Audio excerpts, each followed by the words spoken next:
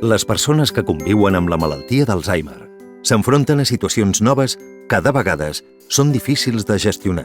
Des de l'obra social La Caixa i la Fundació Pasqual Maragall apostem per estar a prop dels cuidadors de malalts d'Alzheimer i millorar-ne el benestar.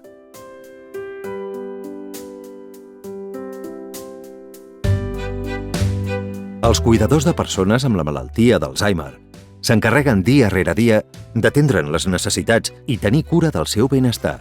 Una sobrecàrrega que es pot reduir si s'aprèn a comprendre la malaltia i a conviure-hi. Aquesta situació genera en els cuidadors un deteriorament de la salut mental i física i també un empitjorament de la situació econòmica.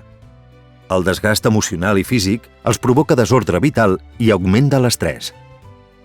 Qualsevol persona que esdevingui cuidador necessita un suport per poder superar els símptomes que presenta la persona malalta.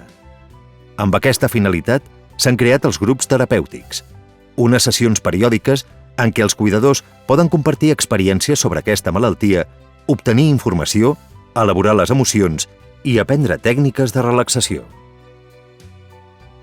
Els cuidadors, normalment els que s'apunten a aquests grups solen ser els cònjuges per una qüestió de que ja no treballen, no? Llavors són jubilats i llavors tenen temps per assistir a aquest tipus d'intervenció. Doncs el primer objectiu era millorar l'estat anímic del cuidador, baixar la sensació de sobrecàrrega, millorar els nivells de recolzament a la societat o als seus familiars i disminuir l'ansietat i la depressió.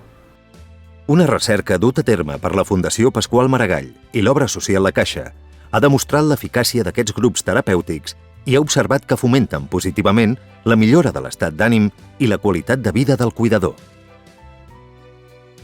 Perquè aprens molt de la gent que va i en acabat enfoques la cosa amb més facilitat. Vull dir, acceptes més la malaltia i davant de certs problemes saps reaccionar més bé i estar més bé amb el malalt, tant per ell com per tu.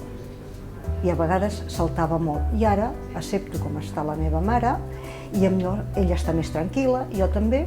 I moltes de les estratègies que tens que buscar per poder cuidar la persona tenen, diguéssim, solucions que potser si les busques tot sol no les trobes. I sóc feliç.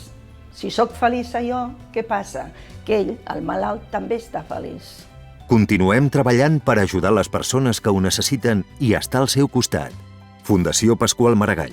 Ciència i innovació per vèncer la malaltia d'Alzheimer. Obra social La Caixa. L'ànima de la Caixa.